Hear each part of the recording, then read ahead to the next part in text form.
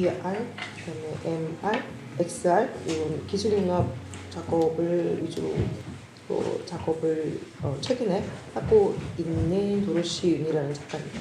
지금 전시하고 있는 색동정원은 제가 2019년도에 ACC 레지던시를 하면서 처음으로 기술융합 작업을 하게 되는데요. 그러니까 색동과 요술봉이 제 작업의 시각적 요소였는데 이것을 어떻게 표현하면 좋을지 고민을 해봤고, 제가 생각할 때는 내가 생각하는 걸 찾아보고 뭔가 그런 부분에서 핸드폰과 뭐 타블렛으로 뭔가를 하면 이렇게 요술봉과 연관시키면 좋을 것 같다라고 생각을 해서 AR 기술을 처음 쓰게 됐고요. 제가 저기 사실 요술봉이 33개가 있는데 33이라는 숫자가 엄청 좀 뭔가 되게 의미가 있다라는 생각이 좀 들었어요. 그러니까 뭐 예를 들면 예수님이 돌아가시고 부활한 때도 33이고, 그 다음에 불교에서는 모든 것을 다 더한 숫자가 33이라는 거가 있고, 그리고 뭐 사람과 조금 틀리지만 인간의 어린이 됐을 때 척추가 33개다. 다른 동물들은 다 땅을 내려다보고 걷는데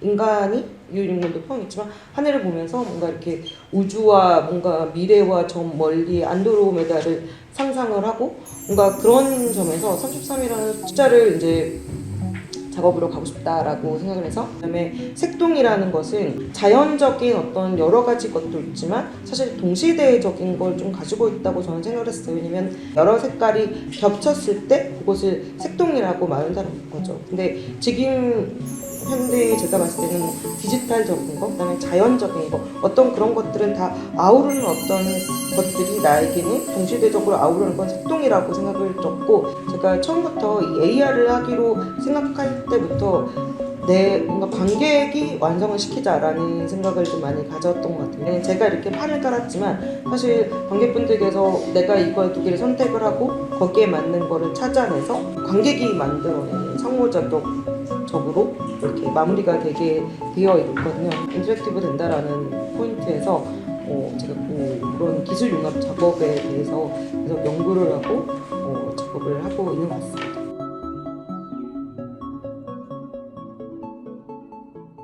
스토리 자체가 AI 하드웨어에 관련된 것 같아요. 가까운 미래에 이제 우리 디바이스들이 이제 다 변화할 텐데, 지금 있는 우리 하드웨어, 이런 컴퓨터나 디바이스 가지고는 AI를 작동시키기가 너무 어려운 세상으로 갈 거예요. 그러면 AI 하드웨어를 개발을 해야 되겠죠.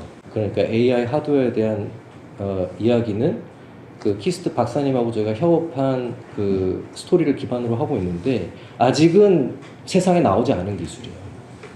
그러다 보니까 그걸 스토리로 저희가 그 애니메이션 영화로 저희가 만들게 됐는데, 이전에 했던 저희 작업보다는 훨씬 심플하게 영화의 형태로, 그 어떻게 보면 극 예술의 형태로 저희가 전환해서 저희가 그 이번엔 작업을 하게 됐죠.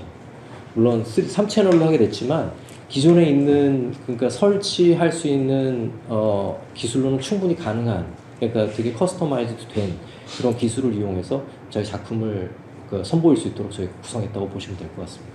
단 그 기술을 이제 이해하는 데는 여러 과정들이 필요할 수가 있는데, 훨씬 더 이전에 비해서는 저희가 아날로그의 기술을 이용한 거죠. 어떻게 보면 직접 관객들을 만나고 서로 토론하고, 그리고 그 영상에 대해서 얘기하고 스토리를 얘기하는 일종의 그런 형식으로 저희가 구성을 해서 영화로 만들었지만 이제 연극의 형태로도 저희가 변환할 수도 있고, 이런 여러 가지의 그 변환할 수 있는 그 저희가 가능성을 열어놨기 때문에, 그래서 저희가 되게 중요하게 포커스로 잡았던 것이 그 스크립트였죠.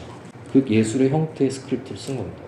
그래서 조금 약간 컴팩트하게, 그러니까 기획자를 만나면 기획자가 만약에 그러니까 AI 테크놀로지에 대한 우리가 워크숍을 할 수도 있고, 서로 토론을 해볼 수도 있고, 아니면 전문가들을 초대해서 뭔가 이제 퍼포먼스를 할 수도 있고, 이런 형태로 저희가 조금 그런 쪽으로 고려를 해본 작품이라고 할 수가 있겠습니다.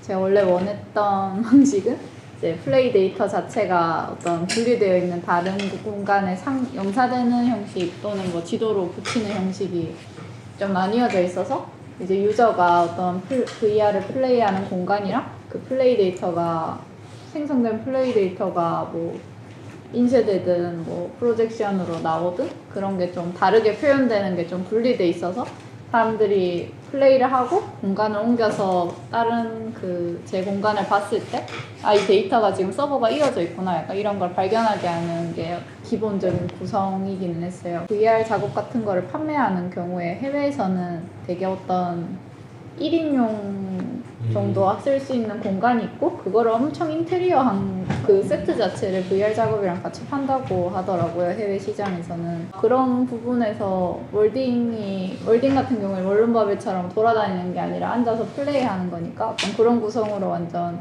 작업의 세트를 만들 수 있겠다고 생각을 했던 것 같아요. 그래서 그렇다고 했을 때 어떤 공간이 그대로 재현된 책상이나 의자가 있으면 재밌겠다 라는 막연한 생각을 한 거였고, 낮은 의자 같은 경우에는 그 월딩을 직접 해보시면 이게 앞을 보고 있다가 뒤로 돌아야 뭔가 볼 수 있는 게 있어서 앞뒤를 왔다 갔다 하시면서 플레이를 하시게 되시는데, 그런 부분 때문에 약간 지금 토탈에 있는 게 약간 높은데 그게 약간 제가 걱정이 되는 거는 혹시 관객분들이 이게 눈이 안 보이니까 뒤로 도시다가 뭐 의자에 떨어진다거나, 네, 항상 그런 게 VR은 좀 안전 문제가 어쨌든 제일 이슈가 되니까 그런 부분에서 낮은 의자를 달라고 했었던 것 같아요.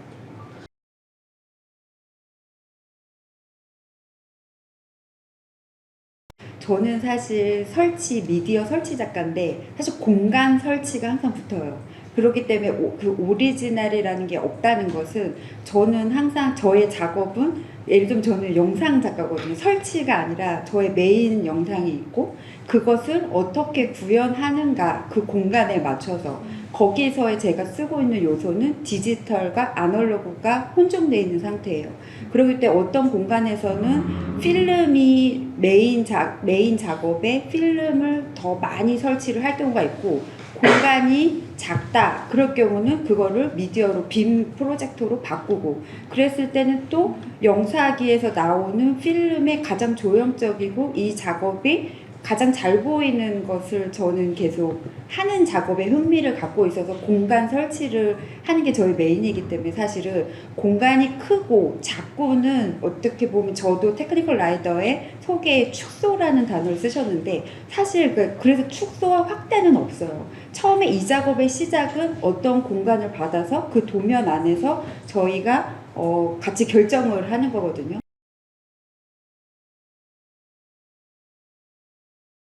안녕하세요. 저는 정은실이라고 하고요.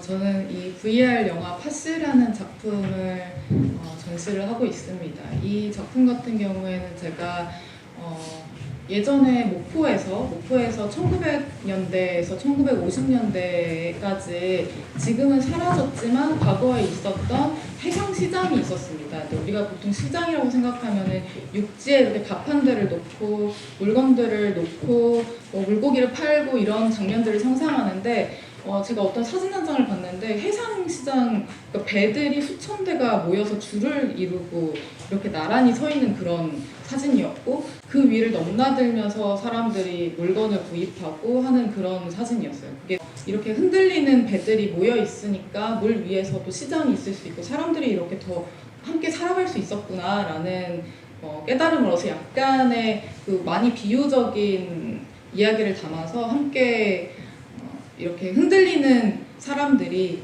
흔들리는 배 위에서, 흔들리는 물 위에서 이렇게 서로 이렇게 부둥켜 안고 얼싸안고 살아가는 그런 이야기를 동화적으로 푸는 VR 영화를 제작하게 되었습니다.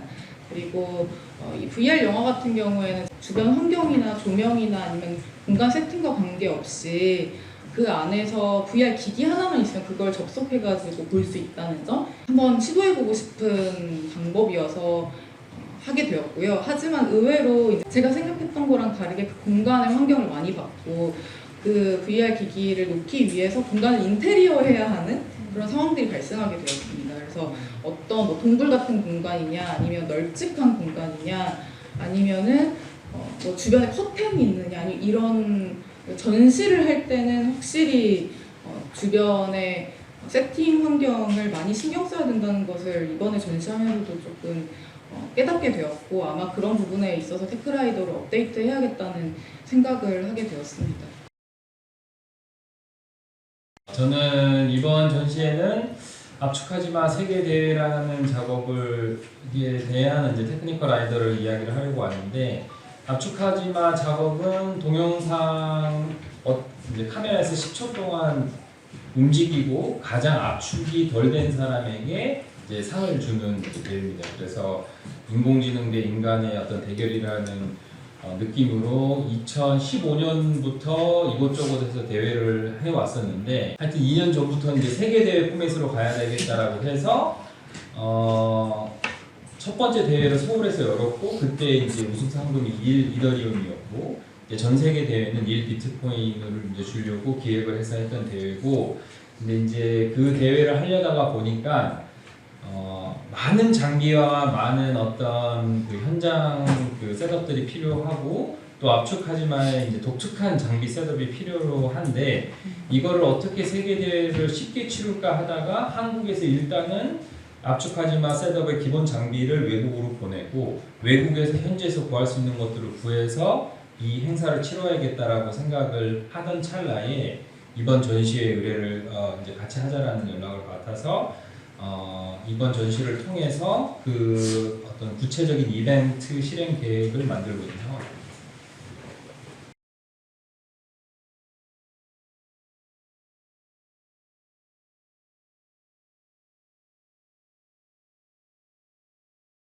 네, 안녕하세요. 스튜디오 엠버 703의 노치혁입니다. 저희 스튜디오에서는요, 최근에 잘 아시다시피 메타버스 위주로 작업을 하고 있고, 이번 태금텍 전시 같은 경우에는 두 개의 버전의 약간 다른 이제 메타버스 온라인으로 연계되어 있는 메타버스 버전의 작품이 하나가 있고, VR로 온라인 연계되어 있지 않지만 그 VR을 통해서 관람할 수 있는 콘텐츠가 준비가 되어 있습니다. 해당 작품은 동일한 테마로 구성이 되어 있고요.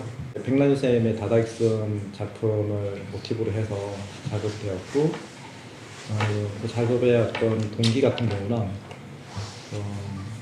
그 작품이 이제 80년대, 90년대 제작된 미디어 아트 작품인데 그때 당시만 해도 유 미디어 아트라고 해서 TV 브라운관을 가지고 비디오 아트라고 하는 어떤 테마에서 작업이 된 1,003개의 모니터가 사용된 작업입니다. 해당 작품 같은 경우 현재 같은 현대미술관에 다 아시다시피 설치가 이제 되어 있고 매일 이렇게 관람할 수 있는 사항이 아니라 어떤 특정한 날짜에 특정한 시간에만 그게 온전히 실행이 돼서 관람할 수 있는데요. 그 시기에 맞춰서 가시면 아마 지금은 제대로 된 작품을 관람할 수 있는 그런 작품입니다. 그래서 향후 머지않아 이제 해당 작품이 더 이상 작동하지 않고 작품 자체의 어떤 존폐이기에 있는 작품이기도 한데요. 실제 오프라인의 어떤 현장성을 가지고 있는 미디어 아트라고 하는 부분이 있기도 하고 어떤 뉴 미디어라고 하는 어떤 매체에 대한 부분이 있기도 하고 그러한 작품들이 먼 미래 세대에는 어떻게 전달될 수 있을까라고 하는 어떤 질문에서 시작된 작업이라고 할 수 있습니다.